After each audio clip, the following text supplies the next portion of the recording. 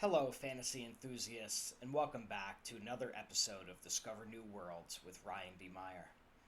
Today, I'm really excited to share an interview I had with Anne Miles. She's a fantasy author of the book Sorrowfish, and we tackle several different topics like Eucatastrophe, happy endings in fantasy, and a whole lot of Tolkien. So hang in there, enjoy the interview, and I'll see you afterwards. Welcome back, everybody. I'm so lucky today to be joined by Anne Miles. I've been looking forward to this conversation, Anne, since we set it up. So, welcome. And why don't you take a minute and introduce yourself to our audience? Sure. I'm Anne C. Miles. I wrote a little book called Sorrowfish, um, and it is my first novel. And it is a portal fantasy about a young college student around 2001 who goes to another world. So. Yeah, and if I remember taking a look at it, and we'll jump into the book a little bit later, Yeah. but the portal story looks pretty neat, and it seems like in one of my favorite classes, if you want to call them that, as the bard. I always love bards, and it looks like there's one as a character in Sorrowfish, correct? Yes, yes. Well, there's actually a whole slew of them, but there's one that we focus on. Yeah. Awesome. So yeah, we'll jump into that. But one of the reasons I was so excited for Anne's visit is we tackle a topic that when we talked about it, I could hardly pronounce. So I don't worry, Anne. I practiced before, so I'm a little versed. But when we first talked, it was funny, and it'll be a term that some of you will likely be familiar with. But I think once we get into talking about it, it'll give everybody a different perspective, like it did for me, for sure. So Anne's here to talk about eucatastrophe, which is a topic. I know it's a term coined by Tolkien, if I'm correct, right? Yeah. So Anne, tell us, what the hell does eucatastrophe mean? Well, people like to simplify it and say that it's a happy ending, but it isn't just a happy ending. It's a happy ending. It's ripping defeat from the jaws of despair and anguish, and turning it into a beautiful victory. And so that's really what eucatastrophe is. And I think it's an important part of fantasy that has been lost because it's something that Tolkien and Lewis were both into. And Yes. I think that they were sort of the founders of our genre. And to ignore the point of what they did, is to ignore eucatastrophe. It's the heart of their work, and so I think it's really important. Oh, I absolutely agree. And it's something that, like you said, it's generally boiled down to a happy ending, like the fairy tales that all of us grew up. But Mhm. I read that it's really more a likeness to the older, more grim fairy tales that Yeah. tended to have more tragedy in them, what seemed like it was going to be maybe a very terrible ending or a catastrophe of an ending. And like you said, it kind of gets ripped back at the same time. So I have a question for you. So I was thinking about this topic and how it relates to some of the books I've recently read. Uh-huh. I very recently, with my sister, reread The Hobbit for the first time since I was a teenager. Uh-huh. And in thinking about Eucatastrophe, especially because it was generally a Tolkien thing, I saw there was some debate whether or not you could consider The Hobbit's ending as a Eucatastrophe because um, it leaves some very big questions still open. So I would argue, and I'll see if my take is something you agree with. I would argue that the Eucatastrophe in The Hobbit is not necessarily the direct ending, but actually as Smog leaves the mountain coming to destroy Lake Town, Yes. and then Bard miraculously kills him. So that is a very good example, I think, of eucatastrophe. But now I guess the debate is whether or not that book would be considered that to have an ending, considering you still have the Battle of the Five Armies.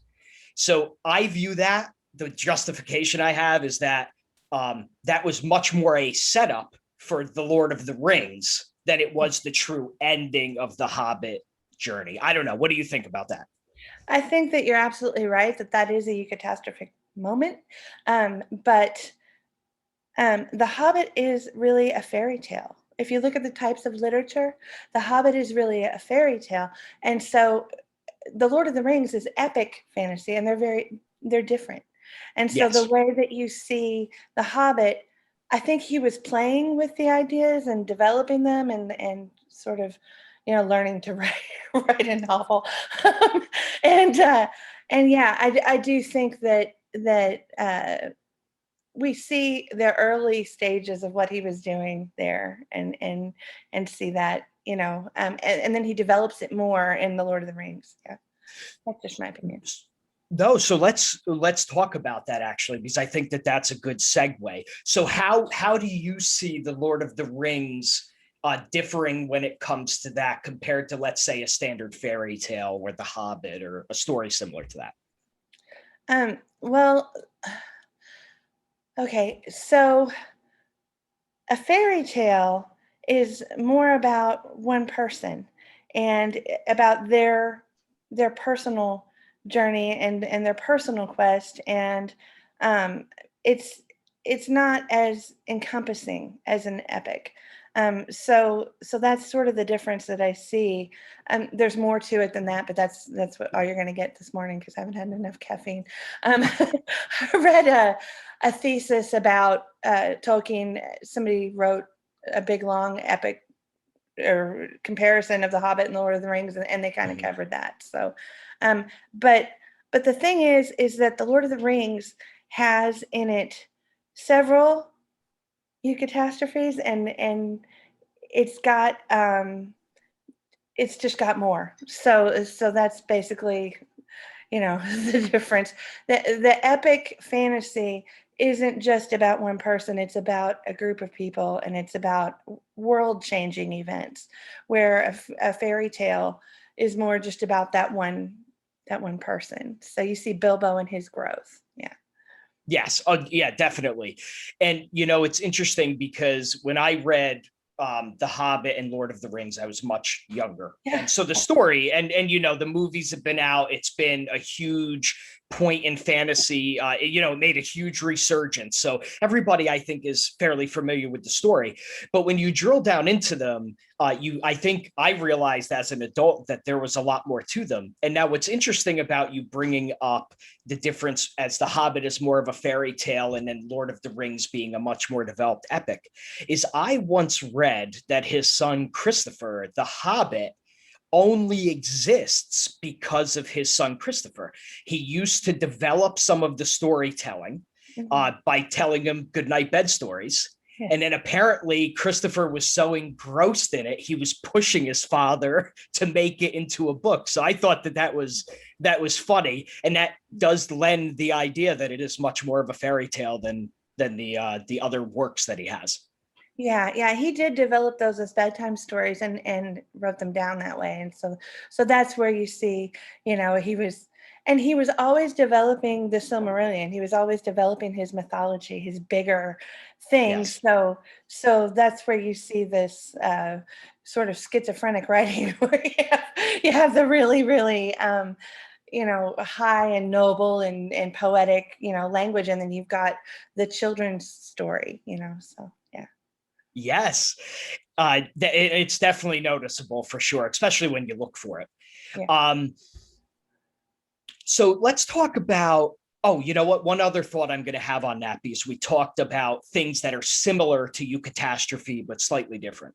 Yeah. So another trope, I guess you could call it, or I guess it is a writing tool, would be the Deus Ex Machina trope, which is very similar to Eucatastrophe, but the outcome is different. So it is a pending catastrophe. Everything looks like it's going down, but rather than it be a normal resolution, I've read that as it's something, how would I say, the person who saves the day doesn't save the day because of their skill. It's because they had a epiphany of power at the last minute. So like, for instance, rather than Bard, who is an archer, who shoots down Smog with the big arrow, which that makes sense, right? Because he's an archer, so he has that skill. It would be like when you read a story where there's a magic user who develops a skill that maybe was repressed and it was drawn out or whatever the case. And that is separate. Even though the outcome might be the same, it's considered a different type of storytelling. Yeah, that's actually from Greek and Roman dramas, where they would have one of the gods come in and fix everything at the end. So it's Deus ex machina is the phrase, and that means God intervenes or God moves. And so they would do that in those dramas to solve all the problems of the story. And it's a little bit like Eucatastrophe, but not really, because Eucatastrophe has the hope, the reason for hope, given way before that, and you sort of see it after it's over. You see the weaving and moving of it. So yeah. Especially, I've noticed that in Tolkien's work, he does a really good job of leaving the bread trail, and then when you're done, you're like, oh, look at those little Gandalf sayings, because mostly in the Hobbit, at least, it's Gandalf dropping these little sprinkles of info. So now, all right, so I love the concept of the Eucatastrophe, but let's talk about maybe the counterpoints to it, right? So I know speculative fiction can get a escapist reputation, if you will, because it does maybe not mirror real life. How do you see that comparison? Well, it's funny. Okay, so if you go back and you read Tolkien's essay on fairy stories, he actually mentions escapism as something that's very important to this type of literature, and I think that there is something to that. But the idea is that having this form of literature gives you a breath. It gives you a space to where you can put together the ideas and um, all of the forces coming against you. You have a tool set to be able to face those in real life because you read or you experienced this other thing. I'm reading The Wheel of Time again right now, and and walking through that with Rand and Matt and Perrin, I'm seeing how I have challenges in my life, and maybe they're not Trollocs, but they feel like Trollocs, and I can deal with them, so yeah, there is some escapism, but it's not escapism for the sake of escapism. It's escapism with a purpose, and I love that. Yeah. I agree. And don't get me wrong, I play devil's advocate a little bit, but it also speaks to kind of how we view things in perspective, right? Yeah. When we read a book, generally we're following the author's intended perspective. But with life, it's not that simple, right? Like we don't always look at things like a Eucatastrophe where we've earned that happy ending. You know what I mean? And sometimes it's just a matter of flipping perspective. So I agree. And the escapism part, I think we all need it sometimes, to be honest with you.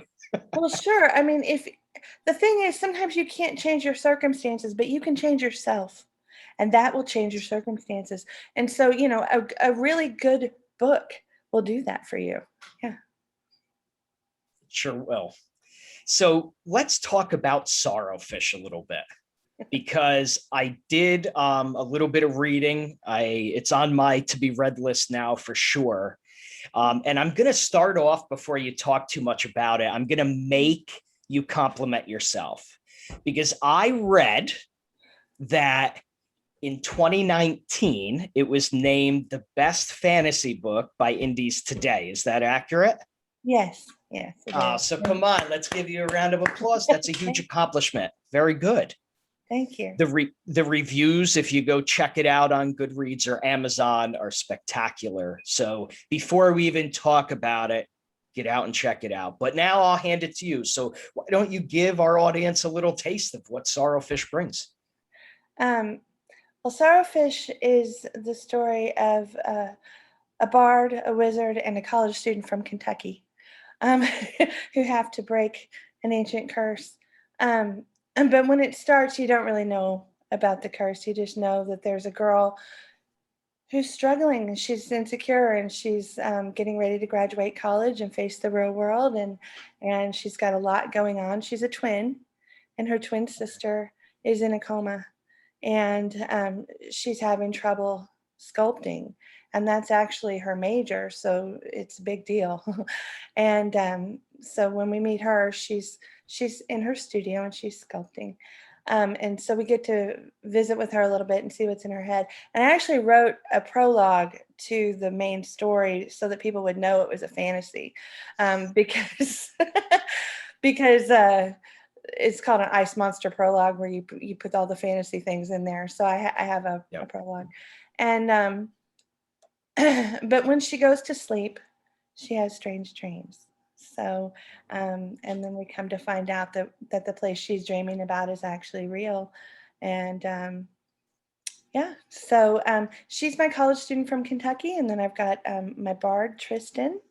And we're going to meet him more in the second book, but he is a big part of the first book. And he wants a magic lute. So the world where Sarah lives is our world, but the world that they live in actually has a magic system where the song is magical. And so, but it's been broken and there is dissonance in it. And so the dissonance corrupts everything. And this magic lute he wants has been made to touch the true song without corruption. So now, would that bring if it's not a spoiler, does it bring the ideas is that would bring some semblance of resolution? Or you hope that, at least, like, that's what you hope, right? Is that we're looking for now. All right, so let me rephrase the question. Is this like the only magical lute, or are there other artifacts and things? My third character is Dane, and he is a wizard. He's a Daewin. So a Daewin it means wizard in Welsh. Okay. But I've used Welsh throughout the book too, as my old tongue, sort of. And yeah, so he creates these lutes. Oh, okay. Yeah. So them getting together is part of the plot, and then what they do after that. Yeah. So awesome. read it. That is a cool teaser. Now, we also talked off air about book 2. So give us, and you mentioned that we're going to learn more about Tristan, right, in book 2. So where do you stand in the writing of that? I have finished book 2. The thing is that when I started this journey, I didn't understand where it was going, and so I've gone from a 3-book series to an 8-book series, and with a prequel, and I have a big story to tell. So anyway, so I have the first draft done of book 2, and I'm working on the second draft, and when I'm finished with that, then I'll send it to the editor. Yeah. Awesome. Yeah. So, but what I'm doing actually is I'm more following Dane, and Tristan is coming up more and more as we go, and he'll become most important at the end. But yeah. Now, was he a character that you designed like that, or is he kind of working his way into the story more? I intended him to be my protagonist. Oh, okay. And he actually had a different name. And so, yeah, it's just. So he's evolved as you've gone. Yes. Very good. He's definitely evolved. Yep. So one last question about book 2. I recently just finished the manuscript for my book 2, and I found it to be a bit different and in some ways more challenging to write a sequel. How did you deal with that? Was that something that went through your head? Oh, it has done nothing but go through my head. And the thing is that there's so many different directions I could go in, really deciding which way to go was the hardest part. And anyway, Jim Butcher helped me a whole lot. I don't know him personally, but I read his live journal, and he has a wonderful sort of exposition on how to write, stories. And I thought, okay, if there's somebody I want to listen to, it's him. And so, yeah, I've used his life journal a lot. Well, I'm going to check that out because that's something that plagued me a little bit too. You want to, especially, I mean, listen, all of us love the stories we tell. But when you see Sorrowfish received so well, Yeah. it feels like it can put an extra pressure. But I think you seem to have a very level-headed approach as it comes to your writing. Am I accurate with that, or do you just do a good job at masking your worries and fears? What do you think? Because I get the impression that you seem to have a good wrap on your emotions around that.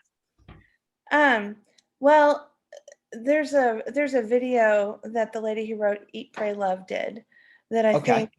I think sort of encapsulates my feelings towards my writing. And it's that, she has this whole thing about how people used to say that they have a genius, not that they are a genius. And it sort of releases you to be able to say, okay, I'm going to show up today and I'm going to do what you ask and I'm going to do my work the best I can, but it's not all on me, you know? And that's really how I approach it, because this isn't all me. It's, I'm a Christian and I believe, that the Lord works through me. So, it's not all on me. I think if it was, I would go nuts. Yeah. Well, and I think that you can make an argument. I think most people who write know that feeling Yeah. of kind of unconsciously the words flow out of you. So it's interesting to to look at it through that lens, because it is all of us. Anybody who's written knows that Yeah. feeling. Yeah. And even like when you go back and you're like, wow, I wrote that. Right. That's and right. And you wonder, like, how did that get there? So, you know what? That's a healthy, I think, approach, because the imposter syndrome, it can be so daunting. Yeah. Well, it's brutal. And, Yes. just not even going to go there. This isn't about me at all. No, I know it. You're absolutely right. Well, and this has been an absolute blast. Before we say goodbye, what would you like? Where can our audience find you? Do you have a blog? What is the best ways for our readers and authors to come find you? I would tell you to go to sorrowfish.com. Okay. And that has a whole lot of resources for people who are interested in the book. Even if you're not interested in the book, there's games. It's fun. It's a neat thing. I am actually a web developer, so my website Oh, is fun because I good. didn't have to worry about budget. and, anyway, and then I have a blog. It's in my journal at ancmiles.com. So yeah. And I noticed you covered some of the SPFBO contests, correct? Yeah, I did. Good. I was in SPFBO 6, and it was really funny because I was knocked out in the first round by the guy who ended up winning. Get And out of here. no, it's true. And so I felt like, even though I didn't get to finals, I'm like, okay, well, this is okay then, So Yeah. yeah, Now, did you read that book? yeah, I did, and then Okay. I got it on audio so my husband would listen to it. But yeah, he said that I should have won, and I agree. But it's all good, and I was really happy for Justin. If it makes you feel any better, Shadows, my debut was in 6, and I was a semifinalist, Uh-huh. and I still think I should have won. Well, there you but go. that's but we need that confidence, right? Right, right, yeah. So it's all good, all good. Yep. That's right. Well, Anne, thank you so much, everybody. I'm going to leave all the links for Anne on the page right after we finish up. So be on the lookout for that. Check out Sorrowfish. And Anne, thanks again. Thanks. All right. I hope everybody enjoyed that interview as much as I did. Eucatastrophe is a really interesting literary device that I think a lot of you will recognize in some of your favorite fantasy novels. Again, another big thank you to Ann Miles for joining us, and I'll be back next week for another interview, this time with Catherine Weibel. So until next time, get out there and discover new worlds. Good night, everybody.